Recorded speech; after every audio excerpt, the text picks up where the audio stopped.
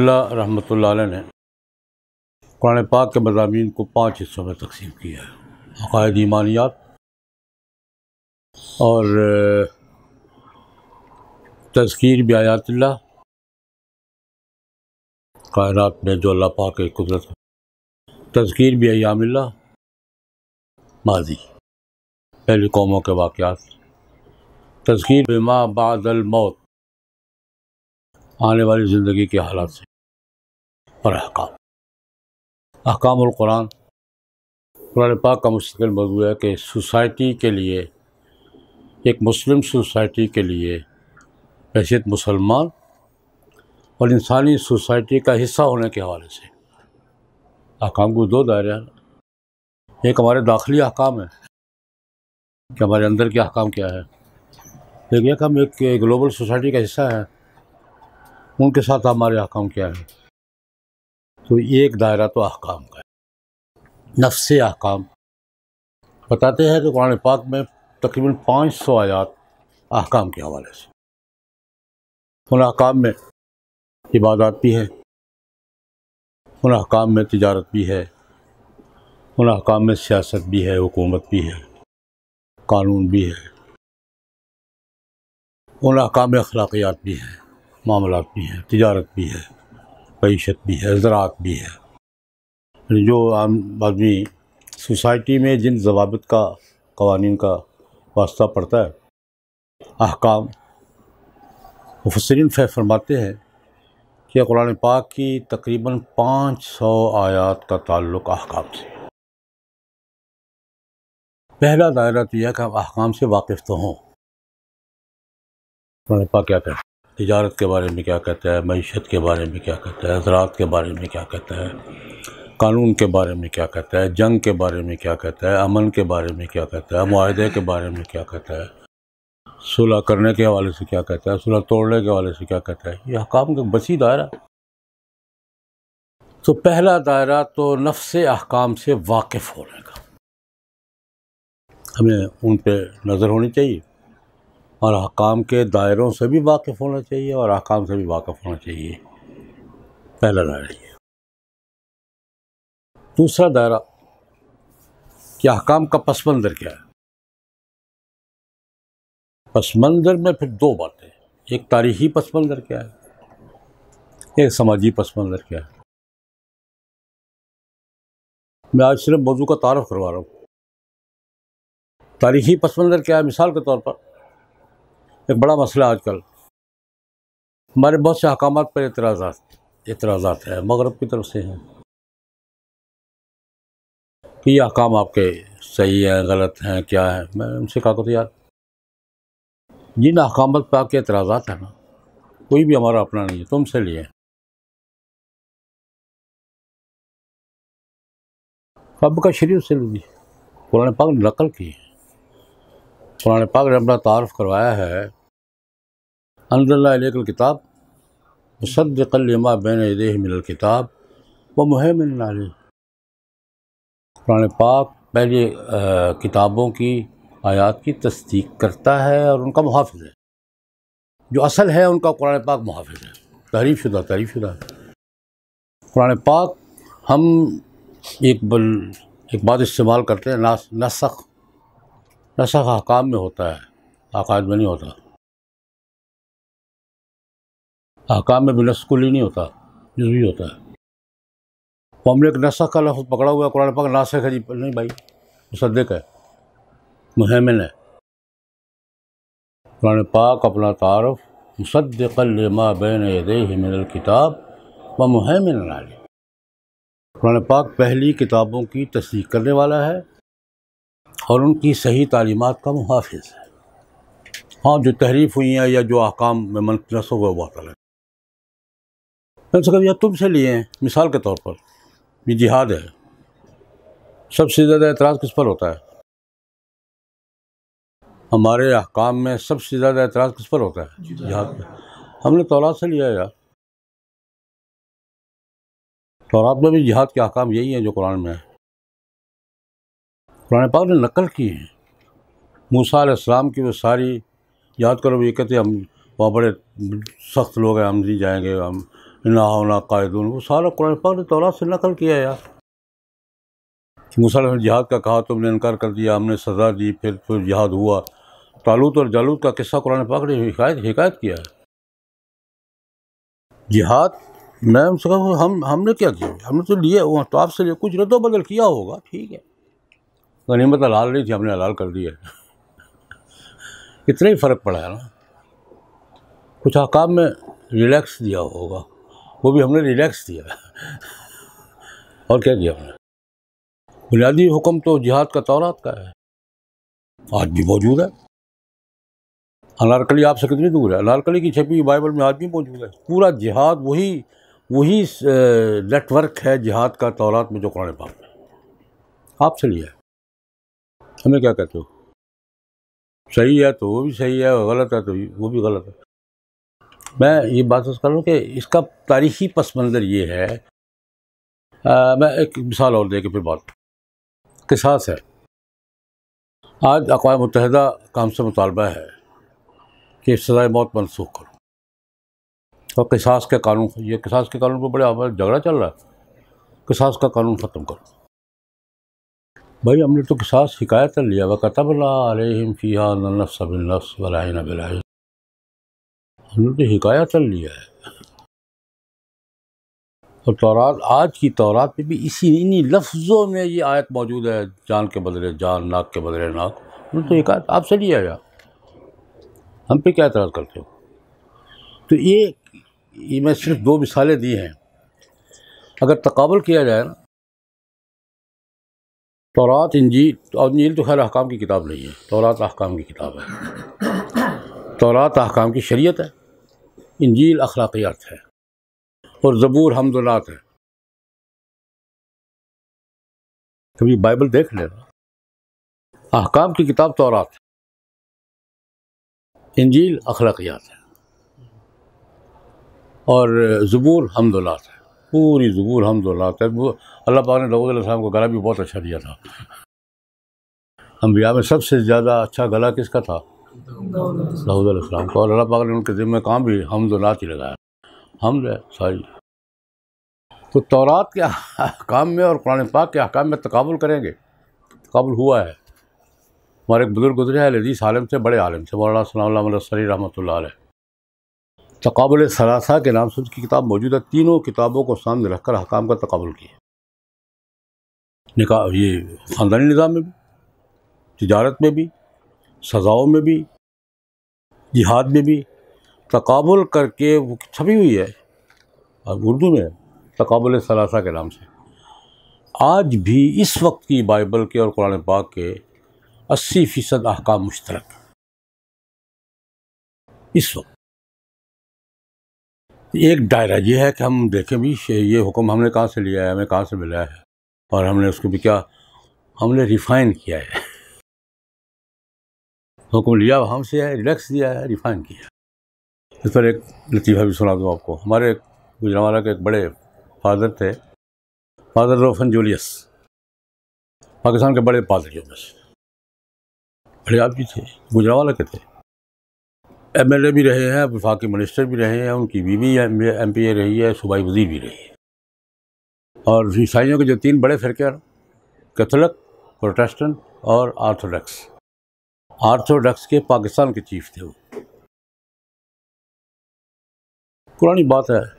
ہمارے بزرگ تھے، ختم نبوت کے امیر تھے حکیم عبدالرحمٰن آزاد رحمۃ اللہ علیہ. ہمارے بزرگ وہ بھی اہل حدیث، ساری زندگی ختم نبوت مجلس کے امیر رہے ہیں وفات تک. ہم اکٹھے کام کرتے تھے. تو پیغام ملا فادر روفن جولیس کا کہ میں آپ سے کچھ گفتگو کرنا چاہتا ہوں. کہا دینا سر، ہمارے پاس آ جائیں، ہم آپ کے پاس آ جاتے ہیں. جلیل ٹاؤن میں رہتے تھے، اب بھی ان کی کوٹھی وہی ہے. انہوں نے کہا حاضر، ایجنڈا کیا ہوگا؟ انہوں نے کہا یہ ہیومن رائٹس پہ آپ سے بات کریں. میں نے کہا نہیں، آپ کو ہم ہیومن رائٹس کے نمائندے تسلیم نہیں کرتے. ہیومن رائٹس کے نمائندہ آسما جاگیر ہے، ایسے رحمان ہے. آپ بائبل کے نمائندے ہیں، میں قرآن کا نمائندہ ہوں. آپ فادر ہیں، بائبل کے نمائندے ہیں. بیٹھتے ہیں، قرآن پاک بھی رکھتے ہیں ساتھ. میں نے کہا میں آپ سے وعدہ کرتا ہوں، حکیم عبدالرحمٰن اور راز صاحب بھی تھے، میں نے کہا ہم آپ سے وعدہ کرتے ہیں، بیٹھیں گے، بائبل اور قرآن سامنے رکھیں گے، ان کے مشترکات نکالیں گے، فہرست بنائیں گے کہ یہ بائبل بھی کہتی ہے، قرآن بھی کہتا ہے، اور جو مشترکات ہوں گے ہم دونوں کو سائن کرنا ہوگا کہ ہم مشترکات کے لیے مشترکہ محنت کریں گے۔ بات سمجھ آئی؟ کوئی بھی چلو اختلافی باتیں چھوڑ دیں، یہاں قرآن کچھ اور کہتا ہے، لے لیں۔ کچھ باتیں ایسی ہیں جن میں قرآن بھی وہی کہتا ہے جو بائبل کہتی ہے، بائبل وہ بھی کہتی ہے جو قرآن کہتا ہے، تو ہم بیٹھتے ہیں، بیٹھ کے مشترکات کی فہرست بناتے ہیں کہ آپ بھی سائن کریں گے، میں بھی سائن کروں گا۔ کہتے نہیں میں نے کہا پھر آپ کو ہمیں رائٹس کا نمائندہ آپ کو تسلیم نہیں ہے، ہمارے ساتھ آپ نے بات کرنی ہے تو بائبل اور قرآن کے مشترکات پہ بات ہو۔ خیر یہ درمیان میں لطیفہ آ گیا۔ میں دائرہ عرض کر رہا ہوں کہ ہمارا دوسرا دائرہ کیا ہے؟ پہلا دائرہ کہ نفس احکام سے تعارف تو ہو، ہمارا احکام ہیں کیا، اور پھر دوسرا دائرہ ہے کہ اس کا تاریخی پس منظر کیا ہے، پھر سماجی پس منظر بھی دیکھیں گے، سماج کی اس کی ضرورت کیوں پیش آئی تھی۔ لیکن تاریخی پس منظر تو یہ ہے، اللہ رب العزت قرآن پاک میں فرمایا ہے انا اوحینا الیک کما اوحینا الی نوح، وہی مشترک ہے نوح سے لے کر یہاں تک، اور احکام بھی تقریباً مشترک ہے، کوئی 10-15% میں اختلاف، وہ بھی اختلاف نہیں ہے، وہ اپنی جگہ ٹھیک تھا۔ تورات کا جو حکم اپنے وقت وہ ٹھیک تھا یا نہیں تھا؟ ہم نے ترمیم کی ہے، اور یہ اپنے وقت میں ٹھیک ہے، ریلیکس کہہ لیں یا اس کو آپ کو ریفائن کہہ لیں، جو مرضی کہہ لیں وہ۔ تو یہ دوسرا دائرہ یہ ہے کہ ہمیں ان احکام کا ماضی کا پس منظر ہمیں معلوم ہونا چاہیے۔ دوسرا دائرہ یہ ہے کہ ہمارے علم میں ہو کہ پرانی شریعتوں کے احکام کیا تھے اور قرآن پاک کے احکام کیا ہے، اور قرآن پاک نے کہاں فرق ڈالا ہے اور کہاں فرق نہیں ڈالا، اور کون سی بات مشترک ہے کون سی نہیں۔ یہ دوسرا دائرہ۔ تیسرا دائرہ احکام میں ہمارے آپس کے مسائل بھی ہیں، یہ حنفیوں کا موقف ہے، یہ شوافیہ کا ہے، یہ حنابلہ کا ہے، یہ تو اہل سنت کے دائرے کے اندر ہے نا۔ دوسرے بھی ہیں، یہ خوارج کا ہے، یہ معتزلہ کا ہے، یہ روافض کا ہے، ہمارے بھی دو دائرے ہیں نا۔ ایک دائرہ اہل سنت کا اپنا دائرہ ہے، احناف، مالکیہ، شوافیہ، حنابل، ظواہر، یہ اہل سنت کا دائرہ ہے، یہ ہر کے جھگڑے ہیں ہمارے۔ اور ایک باطل فرقوں کے ساتھ روافض، خوارج، معتزلہ، کرامیہ، ان کے بھی احکام کے، ہمارے خوارج کے ساتھ ہمارے اختلافات ہیں، رافضیہ کے ساتھ بڑے اختلافات ہیں ہمارے۔ تو یہ بھی دونوں دائروں میں ہمیں جو، یعنی آپ یوں سمجھ لیجئے کہ امت مسلمہ کہلانے والوں کے اندر اس میں دو دائرے ہیں، ایک حق و باطل کا اہل سنت کا غیر اہل سنت کے ساتھ، ایک ہے خطا ثواب کا اہل سنت کے اندر۔ دونوں ایک جیسے نہیں ہیں۔ اس میں اگر آپ تھوڑا وضاحت کرتے، یہ جو ادیان کے تقابل کا دائرہ نا، یہ 3-4 دائرے ہیں۔ ایک ہے ادیان کا دائرہ، عیسائی، مسلم، یہودی، ہندو، سکھ۔ ایک ہے مسلمان کہلانے والوں کے اندر حق اور باطل کا دائرہ، اہل سنت حق ہیں، باقی فرقے باطل ہیں، کرامیہ کا دائرہ ہے، یہ حق و باطل کا دائرہ ہے۔ اہل سنت کے اندر جو اختلاف ہے حق اور باطل کا نہیں ہے، خطا اور ثواب کا ہے۔ شوافیہ کے ساتھ، حنابلہ کے ساتھ، مالکیہ کے ساتھ، ظواہر کے ساتھ آپ کے فقہی اختلافات حق اور باطل کے نہیں ہیں۔ ہم تو کفر اسلام کا بنا لیتے ہیں نا، ہم تو بس اوقات اختلاف ہوتا ہے اولا غیر اولا کا، ہتھیار ہمارے پاس کلاشنکوف ہوتی ہے کفر کی، یہ ہمارا اپنا بھی داد ہے۔ لیکن دائرہ یہ ہے اہل سنت کے، یہ 5 مکاتب فکر، 4.5 گن لیں، 5 گن لیں، احناف، مالکیہ، شوافیہ، حنابلہ، ظواہر، اہل سنت کے دائرے کے اندر ہیں۔ ان کے فقہی اختلافات سے ایک بھی ایسا نہیں جس کو ہم حق و باطل کا اختلاف ہے، یہ خطا ثواب کے معاملہ۔ ہم سب سے زیادہ ہم دنیا میں مقلد کس کے ہیں؟ امام ابو حنیفہ رحمۃ اللہ، ہم بھی مقلد ہیں۔ کیا کہہ کے کرتے ہیں؟ امام صاحب کا قول مانتے ہیں، ثواب یحتمل الخطا، ثواب نہیں کہتے، امام صاحب کے فتوے پر عمل کرتے ہیں، کیا کہہ کے کرتے ہیں؟ ثواب یحتمل الخطا، اور امام شافعی کا فتویٰ کسی نہیں مانتے کہ خطا یحسب الصواب، اصول ہے، حق اور باطل کے جھگڑے نہیں ہیں۔ اچھا پھر اس کا اگلا دائرہ بھی ہے ہمارے آپس کے اولا غیر اولا کا مسئلہ ہے یار۔ آج ہی اتفاق میں سبق میں آ گیا مسئلہ، وہ ساری بحث کر کے اخیر میں جی یہ اولا ہے وہ غیر اولا ہے۔ میں نے کہا سارا مسئلہ کل سے بحث کر رہے تھے ہم، آج نتیجہ کیا نکلا ہے کہ یہ کیا ہے اولا ہے، یہ کیا ہے غیر اولا ہے۔ اور جھگڑا بھی گھر کا ہے، امام صاحب ایک طرف ہیں، صاحبان ایک طرف ہیں۔ میں نے کہا اولا غیر اولا کا مسئلہ ہے، لیکن جب اسٹیج پہ ہوتے ہیں تو ہمارے نزدیک یہ کفر اسلام کا مسئلہ ہے۔ بات سمجھائی؟ خیر میں تیسرا دائرہ بیان کر رہا ہوں کہ ہمیں آپس کے اختلافات کا بھی علم ہونا چاہیے، کون سا مسئلہ اولا غیر اولا کا ہے، کون سا خطا ثواب کا ہے، کون سا حق اور باطل کا ہے، کون سا کفر اور اسلام کا ہے، یہ تیسرا دائرہ ہے۔ چوتھا دائرہ بھی ہے آج کے بین الاقوامی قوانین جو ہم پر نافذ ہیں،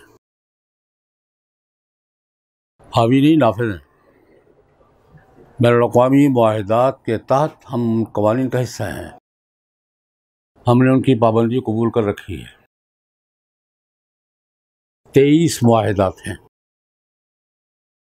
اگر آپ کو کسی وقت شوق ہوگا تو میں آپ کو معاہدات دکھا دوں گا۔ اس وقت میری ریڈ فائل میرے پاس نہیں ہے، پوری ریڈ فائل ہے معاہدات کی۔ ہم نے معاہدات کی پابندی قبول کر رکھی ہے، اس کا حصہ ہیں، اور ان معاہدات کے تحت ایک پورا نظام ہے بین الاقوامی قوانین کا۔ ان قوانین کا قرآن کے قوانین کا تعلق کیا ہے؟ اور آج سب سے زیادہ ضرورت اس بات کو اس بات کو سمجھنے کی ہے کہ آج کے بین الاقوامی معاہدات، بین الاقوامی قوانین اور قرآن پاک کے احکام میں جو تضاد تو ہے، پتہ تو ہو مجھے، میں 20 مسائل میں سے ایک مسئلہ بطور مثال عرض کر رہا ہوں۔ آپ سے یہ تقاضا ہے بین الاقوامی اداروں کا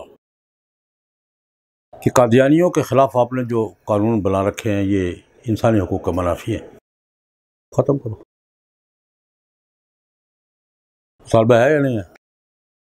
اور ہم ختم کرنے کی پوری کوشش کر رہے ہیں،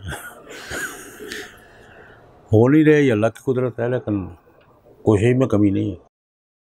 یہ اقوام متحدہ کا مطالبہ آپ سے، یورپی یونین کا ہے، جنیوا ہیومن رائٹس کمیشن کا ہے کہ آپ اس کو ختم کرنے کا۔ کیوں؟ وجہ انسانی حقوق کا منافی ہے۔ انسانی حقوق کا منافی کیوں ہے؟ دیکھیں بات سنیں، میں گھر میں بیٹھے ہیں نا، ٹیکنیکل اور فنی بات کریں گے تو ان کا موقف درست ہے۔ آپ نے جنرل ضیاء الحق مرحوم کے دور میں سن 84 میں کیا کیا تھا؟ قادیانیوں کو اسلام کا نام، مسجد، اسلام کی اصطلاحات روک دیا تھا، جس کو امتناع قادیانیت کا صدارتی آرڈیننس کہتے ہیں، حفظ کیا تھا 84۔ میں بھی اس کا حصہ تھا، جس تحریک کے نتیجے میں وہ آرڈیننس آیا تھا، میں اس کا مرکزی سیکرٹری اطلاعات تھا۔ تمام مکاتب فکر کی مشترکہ مجلس عمل تھی، میں اس کا سیکرٹری اطلاعات تھا، ہماری تحریک کے نتیجے میں آیا تھا۔ اب دیکھیں ان قوانین کے حوالے سے کام کا نیٹ ورک کیا ہے، طریقہ کار کیا ہے، ذرا غور سے سماعت فرمائیں۔ پاکستان میں آرڈیننس نافذ ہو گیا، اسے اقوام متحدہ کا ادارہ ہے Geneva human rights commission, Geneva میں بین الاقوامی عدالت ہے، بین الاقوامی عدالت ہے، ہم تسلیم کرتے ہیں اسے، ہم نے اس کو دستخط کیے ہوئے ہیں۔ یا تو میں کسی کو حکم تسلیم نہ کروں، اور حکم تسلیم کر کے پھر کہوں میں فیصلہ نہیں مانتا، بہت نازک مسئلہ ہے بھائی۔ اب اس عدالت کو مانتے ہیں، سرکاری سطح پر پاکستان بحیثیت پاکستان اس عدالت کو تسلیم کرتا ہے۔ اس عدالت میں کیس چلا گیا کہ پاکستان میں احمدیوں کے شہری حقوق پامال کر دیے گئے، مسجد نہیں بنانے دیتے، نماز نہیں پڑھنے دیتے، جلسہ نہیں کرنے دیتے، تقریر نہیں کرنے دیتے، یا اپنی اخبار نہیں چھاپنے دیتے۔ شہری حقوق کے خلاف. سن 84 کی بات ہے. اس وقت جنیوا ہیومن رائٹس کمیشن جو باقاعدہ مسلمہ بین الاقوامی عدالت ہے، کیس چلا گیا. ہمارے ساتھ ہوا کیا؟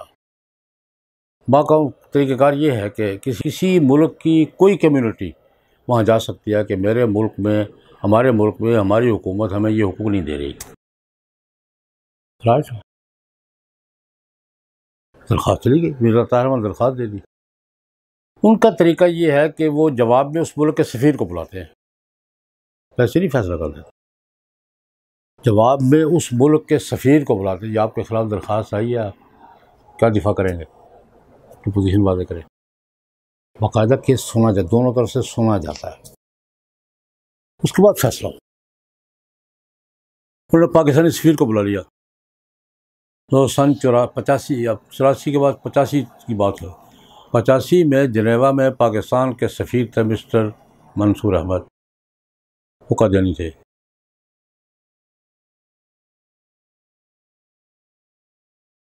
مدعی مرزا طاہر احمد اور مدعا کون ہے؟ منصور احمد، قادیانی ہے. ہمیں یہاں پتہ چل گیا. مولانا منظور احمد چنوٹی تھے، میں تھا، ریاض گیلانی تھے ہمارے بھی ہیں، اللہ سلامت رکھے، ڈپٹی اٹارنی جنرل ہیں بلاور کا، سپریم کورٹ کے بڑے وکیل ہیں. مجھے ریاض گیلانی نے فون کیا کہ یار یہ وہاں ہو رہا ہے. اچھا، آئے اکٹھے ہوئے ہم تینوں اکٹھے یہاں سے اسلام آباد گئے. راجہ ظفر اللہ صاحب وفاقی وزیر تھے. بات کی یار یہ تو کام خراب ہو جائے گا. مدعی کے طور پہ پیش ہوگا مرزا طاہر احمد یا اس کا نمائندہ، اور مدعا کے طور پہ کون پیش ہوگا؟ منصور احمد. تو وہ پاکستان کا سفیر ہے، وہ ٹیکنیکل طور پہ غلط بھی نہیں ہے، پاکستان کا سفیر ہے، بات پر سفیر ہے. فیصلہ تو ہمارے خلاف ہو جائے گا. ہم ابھی یہاں کے آپ کو کام کے طریقہ کار کا پتہ ہے، ہم فائل ورک میں لگے ہوئے ہیں. وہ وہاں سے فیصلہ ہو گیا. انہوں نے مرزا منصور احمد کو بلایا، سنا، ان لوگ گول مول باتیں کی ہوں گی. تو جنیوا ہیومن رائٹس کمیشن نے باقاعدہ فیصلہ دے دیا کہ احمدیوں کی یہ شکایت درست ہے کہ پاکستان میں ان کے شہری حقوق پامال کر دیے گئے. یہ فیصلہ سن 85 کا ہے. وہی فیصلہ بین الاقوامی اداروں کے رویے کی بنیاد. کسی بین الاقوامی ادارے کو قادیانیت کے مسئلے پر آپ اپنا حملہ نہیں پائیں گے. چیک کر لیں، کسی بین الاقوامی فورم کو قادیانیت کے مسئلے پر آپ اپنا حملہ نہیں پائیں گے. آپ غلط ہیں.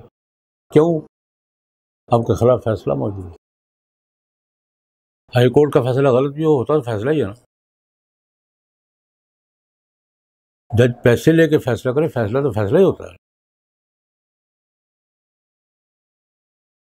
بالکل غلط فیصلہ ہو لیکن فیصلہ ہائی کورٹ کا ہے. ہم اس بات کو نہیں سمجھ پا رہے. وہ فیصلہ آپ کے خلاف موجود ہے. جہاں بھی قادیانی جاتے ہیں وہ فیصلہ لے کر جاتے ہیں. آپ کی بات کوئی نہیں سنتا اور نہ کچھ سنے گا. میری بات سمجھ آ رہی ہے؟ بین الاقوامی معاہدات آج میرے ذہن میں رہا، میں آپ کو فائل دکھاؤں گا. وہ بین الاقوامی 23 معاہدات ہیں جو ہم نے کیے ہوئے ہیں. ان معاہدات کے تحت ہم سے ہمارے قوانین میں تبدیلی کا مطالبہ ہوتا ہے. ناموس رسالت کا مسئلہ بھی وہی ہے، ختم نبوت کا مسئلہ بھی وہی ہے، سزائے موت کا مسئلہ بھی وہی ہے، قصاص اور حدود کا مسئلہ بھی وہی ہے. اور ہم نے بعض یہ منسوخ بھی کیے ہیں مشرف کے دور میں، جو خواتین حقوق عالم 3-4 قوانین منسوخ ہے اسی بنیاد پر بین الاقوامی مطالبہ ہے. تو خیر یہ تو بحث لمبی ہے. میں نے چوتھا دائرہ بیان کیا ہے کہ آج کے بین الاقوامی قوانین جو ہم پر مسلط ہیں، ہم پہ نافذ ہیں، ہم نے ان کو تسلیم کیا ہوا ہے، ان کا قرآن پاک کے احکام کے ساتھ ٹکراؤ کیا ہے. مجھے معلوم تو ہونا چاہیے نا.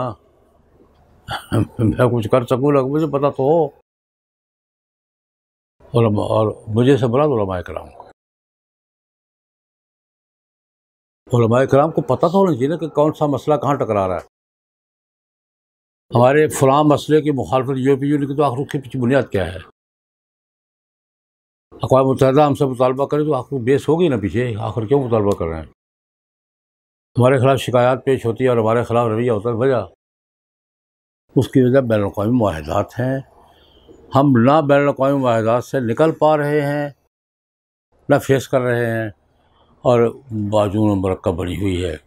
لیکن ہمارا ضابطہ، میں اپنی بات کر رہا ہوں اس فورم کی، کہ احکام القرآن کے ہمارے حوالے سے میں نے کتنے دائرے بیان کیے ہیں؟ 4. پہلا تو نفس احکام سے وقت، اور مجھے معاف کریں عمل اکثر نہیں ہوتی. ہمیں شافی حنفی جھگڑا تو پتہ ہوتا ہے، نفس حکم نفس قانون کو نہیں پتہ. وہ شیخ جس میں جھگڑا ہے وہ ہمیں یاد ہے، نفس قانون کیا ہے نہیں پتہ.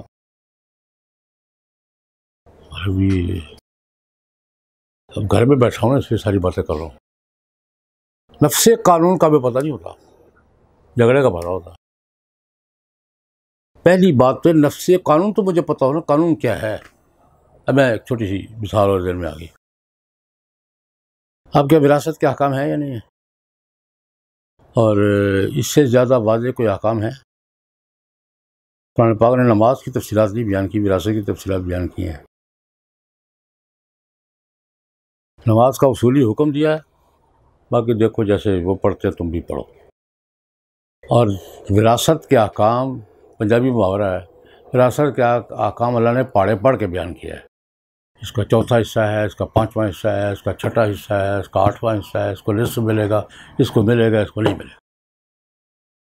اسی لیے میں نا قرآن پاک نے وراثت کے احکام اتنی وضاحت قرآن پاک نے کسی مسئلے کی نہیں کی جتنی وراثت کی.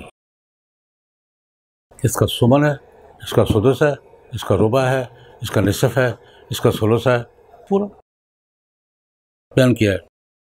اچھا یہ نظری باتیں نہیں ہیں.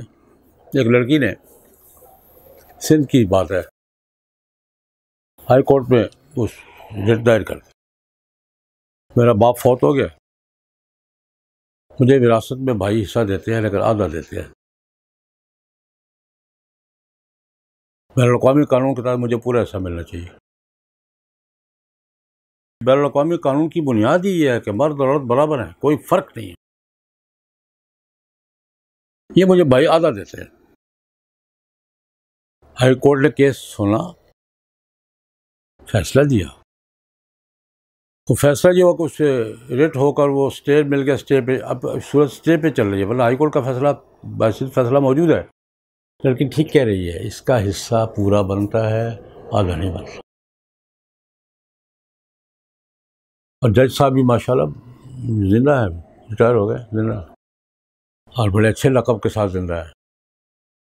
انہوں نے فیصلے میں لکھا کہ علماء کرام کو قرآن پاک سمجھنے میں غلطی لگی ہے. للذکر مثل حظ الانثیین حصے کا بیان نہیں ہے، منیمم کی حد ہے. اتنا کم از کم اتنا تو دو نا، جو دیتے ہی نہیں تھے. حضرت ہمیں کیا کچھ کرنا پڑ رہا ہے کہ میں تفصیلات میں جاؤں گا تو آپ کو لطیفے، بڑے بڑے لطیفے سناؤں گا. ہم کیا کچھ کر رہے ہیں، کیا کچھ کرنا پڑ رہا ہے. جج صاحب نے فیصلے میں لکھا، واقعی فیصلہ دکھا دوں گا آپ کہ جناب لڑکی ٹھیک کہہ رہی ہے، لڑکی کو برابر ملنا چاہیے، بھائی کے برابر ملنا چاہیے. کیونکہ بین الاقوامی قانون انصاف کا تقاضا ہی ہے. اور قرآن پاک کا جو حوالہ دیا جاتا ہے للذکر مثل حظ الانثیین، یہ حصے کا بیان نہیں ہے، یہ منیمم کی حد ہے. حصے کا بیان کہاں ہے؟ ان اللہ یامر بالعدل والاحسان.